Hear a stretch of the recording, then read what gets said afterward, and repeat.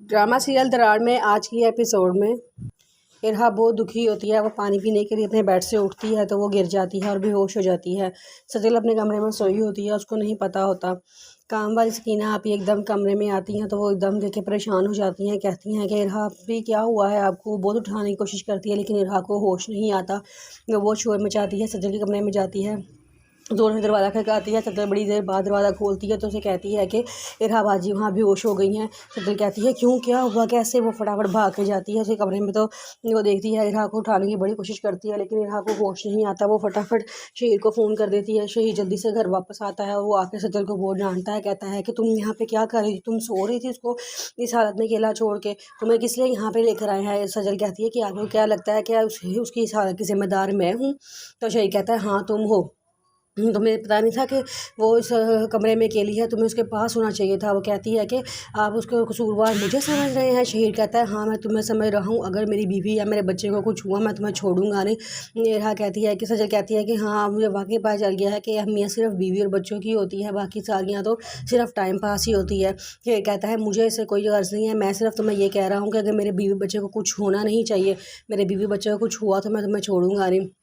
ये कह के वो गुस्से में जल्दी से इरहा को लेके हॉस्पिटल चला जाता है। डॉक्टर्स कहती हैं कि उसकी हालत बड़ी सीरियस है, हमें अभी ऑपरेशन करना पड़ेगा।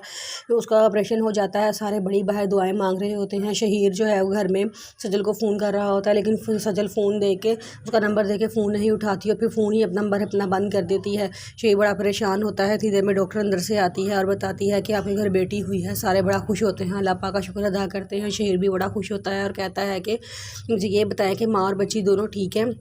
नर्स कहती है कि इरहा माशाल्लाह बिल्कुल ठीक है लेकिन बेटी जो है उसको थोड़ी देर के लिए हमें 2 घंटे के लिए अपनी कस्टडी में रखना पड़ेगा ताकि कोई कम्प्लिकेशन ना हो जाए। शहीर परेशान हो जाता है, कहता है कि बताएं वो ठीक तो है ना। तो वो कहती है हाँ जी वो बिल्कुल ठीक है, कोई मसला नहीं है, बस हमें अपनी तसल्ली करनी है। डॉक्टर कहते हैं ठीक है। तो कहती है बस थोड़ी देर बाद आप बीवी बच्चे दोनों से मिल लेना। शहीर बड़ा खुश होता है। तो उसकी माँ पापा कहते हैं तो बहुत खुशी की खबर है, जल्दी से मिठाई मंगवाओ, मुंह मीठा करवाओ एक दूसरे का। शहीर कहता है कैसा करें, आप घर चले जाएं दोनों, मैं इरहा के पास हूँ, मैं उसका ख्याल रख लूँगा। जिस पर वो कहते हैं नहीं नहीं अच्छा नहीं लगता, तुम इस हालत में इरहा को कैसे संभालोगे। वो कहता है नहीं मैं संभाल लूँगा, आप आराम करें, आप थक गए होंगे, आप काफ़ी देर से यहाँ पे हैं, और घर जाएँ सजल के पास और उसका भी जाके ख्याल करें।